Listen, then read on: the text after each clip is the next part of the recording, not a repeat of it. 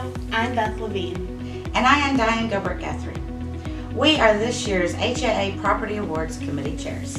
HAA is currently accepting individual and property nominations online for this year's Honors Awards.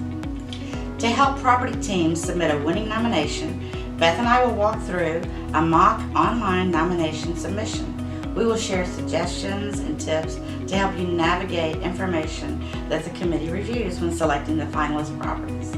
This is an easy process, and if you have a property that has been successful, this can boost the morale of your teams, be a positive for the management company and ownerships. We also have a summarized tip sheet online you may refer to, along with information on the property finalist and winner selection process. Visit haaonline.org/nominate. Your entire nomination submission process should only take you about 30 minutes to complete. Anyone can fill out the form, all the way from a regional to a leasing agent.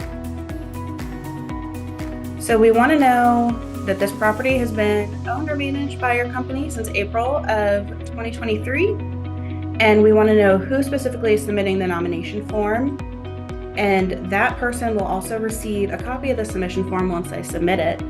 We want to know, obviously, what the property is, their name, their information, and make sure we're asking for email addresses, make sure the email addresses are correct, because those will be the people that are notified if the property is nominated as a finalist. So we want to fill out residential floors. We want to know what your property, how your property is organized. For instance, this example is a 3-story property, so it's a garden style, but we actually have some townhomes that turn some of the units into 4 stories, but that's still a garden style property. Good to know. It's also important if you have any other identifiers for your property, like senior living or tax credit or student housing, we want to know that as well. If you qualify under both senior living and tax credit, make sure you check both boxes, because if we got enough of those, we might be able to make a new category so that you have ways to stand out. So you've got resident services. So resident services, we want to know, what is your team doing that goes above and beyond? How is your team standing out?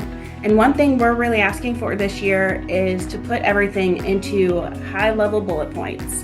We get over 100 nominations every year, and this committee has one day to go through all those forms, and we want to be able to give each nominated property its fair shot. And so we're asking, by doing bullet points, we can get through all the nominations, we can give everyone an equal shot to be selected as a finalist. Okay, so then we've got the physical appearance. What do we want to know about that? Same thing, we want to know what makes your property stand out, what's unique. If you have anything that is special about your property, you want to highlight it. For example, this property, our sample property, has a 4-lane bowling alley. That's not normal. Wow. That's unusual. Right. We want to know that, highlight that. And you can also, we'll show you later on that you can submit pictures. Show us pictures of those unique features of your property that help you stand out from all the other nominations. So on the community service efforts, is this for like the management company, or is this for the property? Like what do we need here? We want to know what the specific property is doing to give back to the community. We know that the management companies as a whole do things, but we want to know about this specific property you're nominating. So if your property is doing a food drive, we want to know that your property did a food drive. Where did you donate the food to? How much did you collect?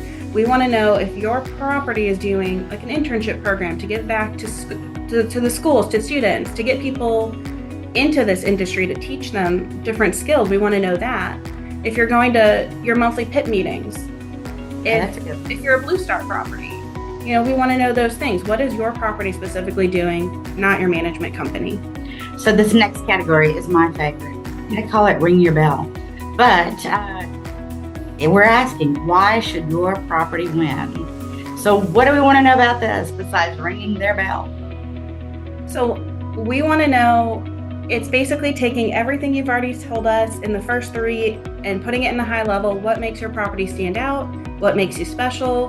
What makes you a finalist property? What makes you an HAA Property Awards winner? And one thing you can include here is your Google star rating. That's great information to know, but not required. Again, just like toot your horn, ring your bell. What makes you stand out? What makes you special? Why should you win? Great. So now we're going to get into the financial information. And I know in past submittals, we've seen people leave this blank. I will assure you, everything is confidential. We don't share it, we don't publish it. But if you're going to be considered as a finalist, we need to know the financial health of your property. So you're going to figure out your physical occupancy for 2022, if you had the property then. If you didn't have it then, you can just put NA.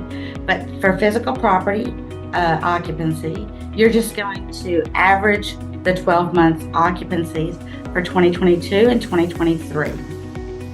Same for your total income. If you have the property in 2022, or you have those financials that you can give us that information, that's what we're looking for. Total income, not just total rental income, but all income annually. That is an annual number.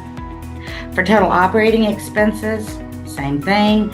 Your total operating expenses, annual turnover rate. Sometimes that is a question people don't understand how to get.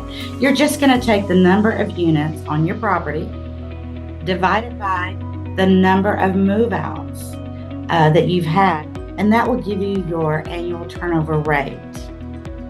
For the gross scheduled rent, we're looking for your gross possible minus your loss to lease, minus any built-in concessions, your recurring concessions. That will give you your potential income or your potential scheduled rent, which is your gross scheduled rent. So, Diane, what happens if their financial numbers in 2022 were better than their numbers in 2023? Well, probably they all are, Beth. Sadly, that's the year we've had.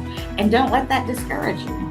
2022 had a lot of rent assistance, had a lot of we were in a very strong market. Obviously, 2023, maybe not so positive, but we all are everyone who's judging knows the markets. They know that happened. So please don't get to this part and go, oh, we didn't do as good, so we're not going to win. That's not necessarily true at all. Great question. So if you were a lease up in 2023, you probably don't have a lot of those financial numbers we just went over. So we just want a couple different pieces of information. We want to know what day you started leasing up in 2023 and what was your occupancy on December 31st of 2023. And if you have a projected stabilization date, please include that as well. Great. So another ring your bell moment. So the pictures tell a story. So how will you tell your story? We're asking you to upload a maximum of 6 photos. The first one should be your signage. That's just gives us a good feel for the property. It also helps the judges find you when it's time. You can include models, amenities, your clubhouse, social functions. This should be 6 pictures that tell your story. So pick them wisely. In closing, please remember that the deadline to nominate your property is Wednesday, April 3rd, and the online form will close at 11:59 p.m. that night. So get your nominations in. Remember, you can't be recognized if you don't nominate. Thank you, and best of luck to you and your properties.